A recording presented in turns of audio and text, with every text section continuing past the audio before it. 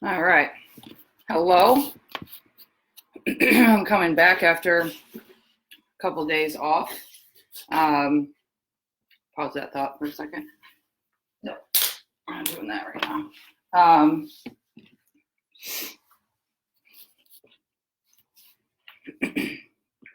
So started off today in a lot of prayer and meditation for me.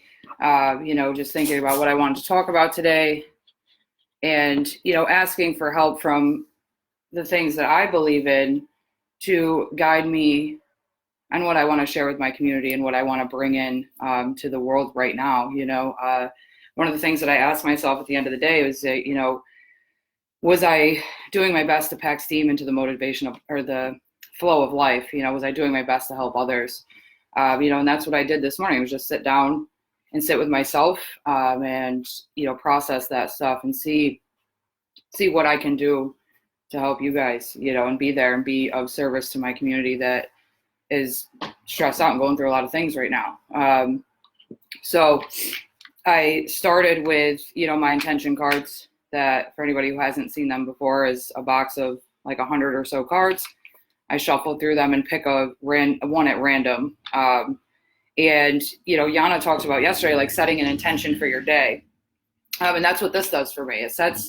It sets an intention for me to go throughout the day. It gives me one word to focus on, and just kind of have that be my guiding force for the day.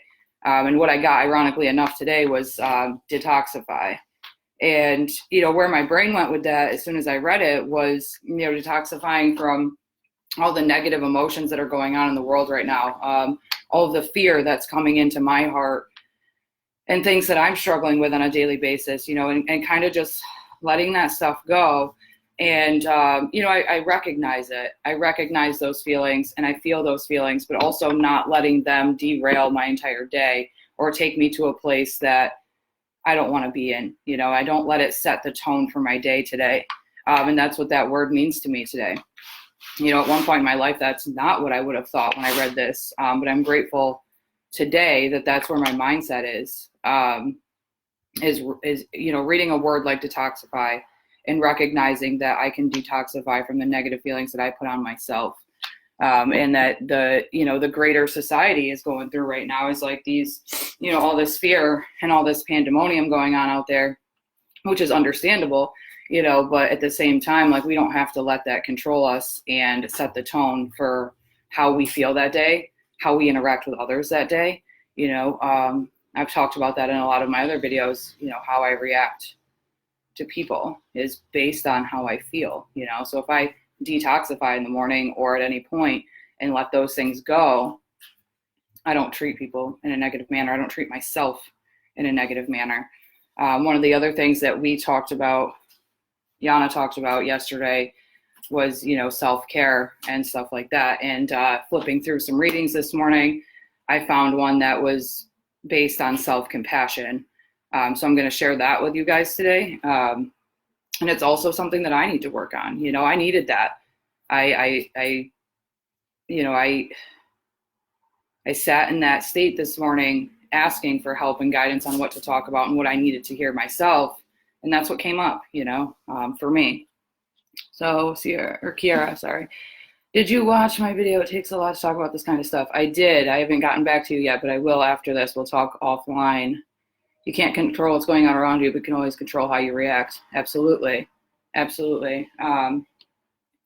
There's a difference, between responding and reacting. We have that ability today. We have that choice today. So I'm going to get into this reading. It's a little bit lengthy, so bear with me, and we'll talk about it as we go through it. If you have any comments, concerns, please feel free to jump in. This book is The Gifts of Imperfection by Brené Brown. If anybody knows Brené Brown, she's amazing. So I read a lot of her stuff, it's like self-help and learning how to manage things, and manage the feelings that we get and stuff like that. So in here, she talks about self-compassion. Self-compassion. A moment of self-compassion can change your entire day. A string of such moments can change the course of your life. And that's a quote from Christopher K. Germer. Dr. Keirstan Neff is a researcher and professor at the University of Texas at Austin. She runs the Self-Compassion Research Lab, where she studies how we develop and practice self-compassion. According to Neff, self-compassion has 3 elements: self-kindness, common humanity, and mindfulness. Here are abbreviated definitions of each of these. Self-kindness, being warm and understanding toward ourselves when we suffer, fail, or feel inadequate, rather than ignoring our pain or flagellating. I don't know how to pronounce that word, I tried. Ourselves with self-criticism. Common humanity. Common humanity recognizes that suffering and feelings of personal inadequacy are part of the shared human experience, something we all go through rather than something that happens to me alone. And mindfulness, taking a balanced approach to negative emotions so that feelings are neither suppressed nor exaggerated. We cannot ignore our pain and feel compassion for it at the same time. Mindfulness requires that we not over-identify with thoughts and feelings so that we are caught up and swept away by negativity. I'll start with the first bullet here, self-kindness. I know that I fall victim to self-sabotage and very negative self-talk to myself, and one of the things that I've talked about before was, things that I say to myself, I would never say to one of my friends or somebody that comes to me for advice or help. I would never speak to somebody like that. But the way that I talk to myself is completely different. I'm very harsh. I'm very critical on myself. I have these outrageous expectations on myself for perfectionism, et cetera, And when I do suffer, fail, or feel inadequate, like she talks about, I'll let myself go into a dark downward spiral to the point where, sometimes I can't get out of it, and for me, things that I've been taught through books like this and through my supports are, to be aware of those feelings and work my way back through them and come out of that, and sometimes I need the support of other people to pull me out of that. There's times that I can't get out of it on my own. And that's where, my community and my supports come in that stem from ROCovery and other things that I've put into my life on purpose. They come in and they pull me out of it. I let them know where I'm at, talk about how I'm feeling, and they can talk me back out of it, because I can get so stuck in that wormhole that, it gets scary sometimes. So if we practice, treating ourselves like we would somebody else, that's a way to start shifting that mindset. I've started doing that a little bit lately. It's hard to do, but I've started to, think about what I'm feeling, what I'm going through, and try to flip it. If that was my friend coming to me or somebody at ROCovery coming to me with the same exact problems, feeling the same way that I'm feeling, how would I respond to them? And I try to respond to myself in that same manner. So just being aware, and a lot of things help with that too, is like positive affirmations, and knowing that I'm unique in my own way, and that I have my own gifts that I'm bringing to the table, and that I am worthy and I am valuable, and like telling myself that stuff frequently throughout the day. Common humanity. So we've talked about this a lot. ROCovery has talked about this a lot over the past week and a half, is the human experience. And knowing that first and foremost, we all go through this stuff. We all go through these different feelings. We all struggle with our feelings and our emotions and logic and reason. And, it's very prevalent, it's things that we all struggle with. But also, knowing that we are a human being and that we are going to fail at times. There's going to be times that we fall short. There's going to be times where we disappoint people or let people down, and that's okay. That's part of learning and growing. And it's one of the beautiful things that we do as humans. We make these mistakes, or we go through these growing periods, and most of the time you're going to come out better on the other side, because you're going to learn through the whole thing. It might not look like what you want it to look like. It might be, a really uncomfortable experience. But at the end of the day, I've learned over time that I take solace in the fact that I know I'm going to learn through this. I know that I'm going to take something from this experience and do it different next time. And, up my ante a little bit here and there, whatever the case might be,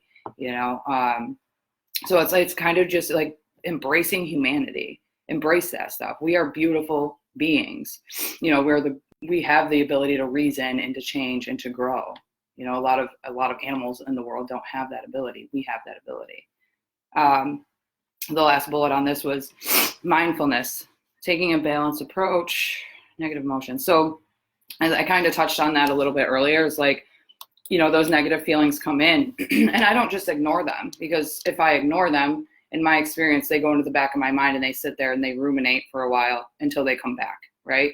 So learning to let those negative feelings come in, feel them, but let them go and just let them kind of flow through you. Recognize them, let them be what they are, but also not going exactly down that path to the point where that's controlling your entire day, the way that you're reacting to things, the fact that you are reacting to things instead of responding, the way that you're treating other humans, the way that you're treating your pets, your motivation throughout the day. All of that can be derailed by taking those feelings in and either personalizing them and letting them sit and, take over your entire day, or pushing them to the back of your mind.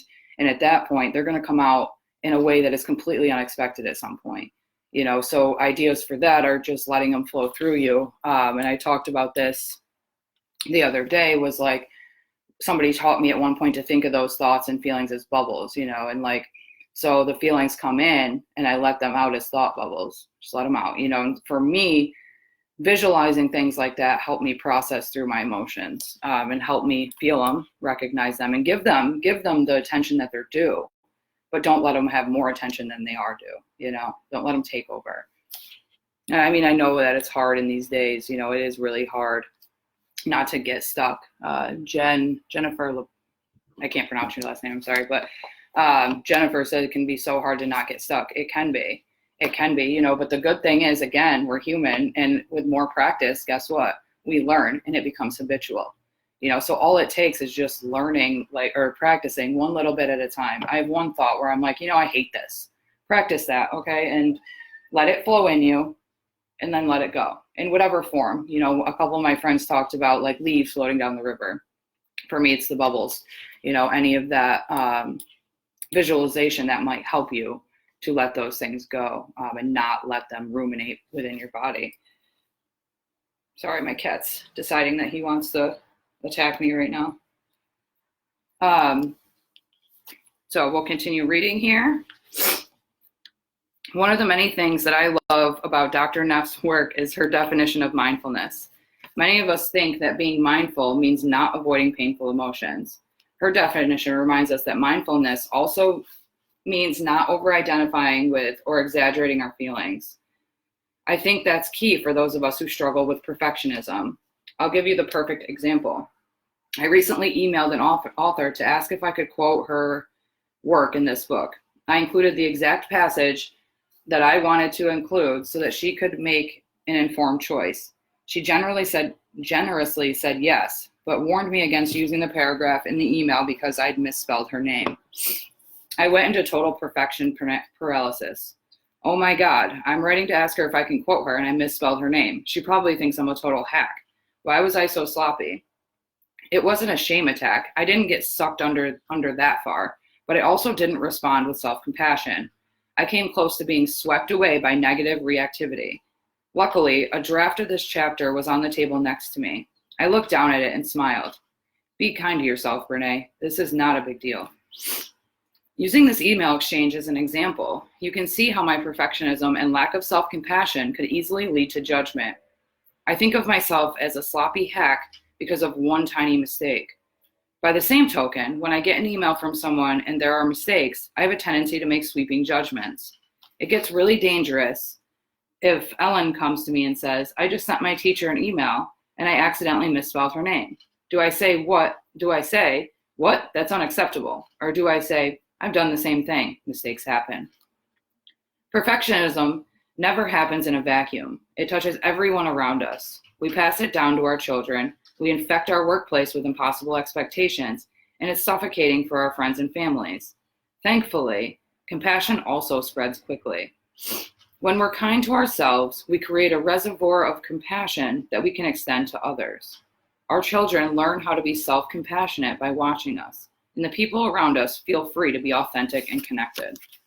Let me catch up on these.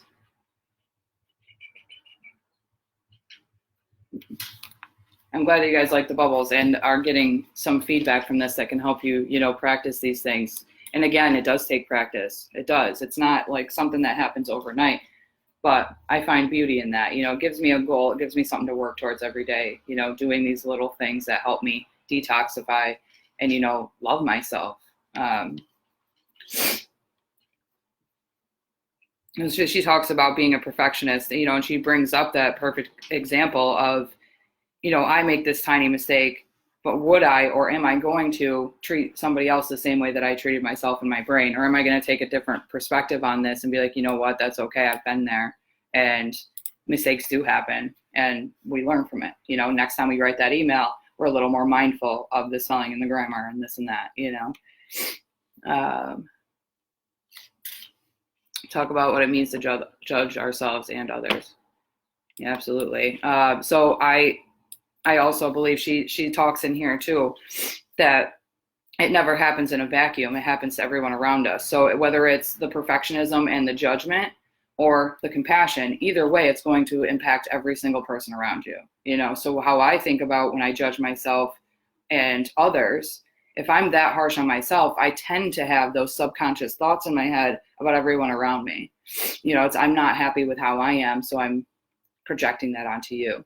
And that has a very negative impact on life and society as a whole, So if we can practice being a little bit more self-compassionate and loving ourselves a little bit more, that tends to have a ripple effect around us, Again, I've brought it up multiple times throughout this video, is like how I feel and how I'm treating myself is going to manifest itself in how I'm treating the people that I work with, love, in a relationship with, whatever the case might be.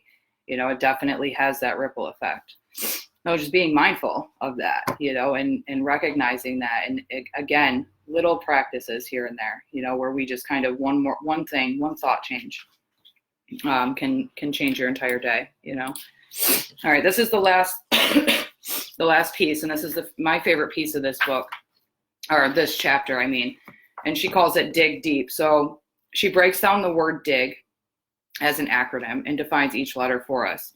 And I want you guys to, an action for this is to maybe write this down or look it up after I'm done, and I'll put the title and the book and author and all that in the comments for you.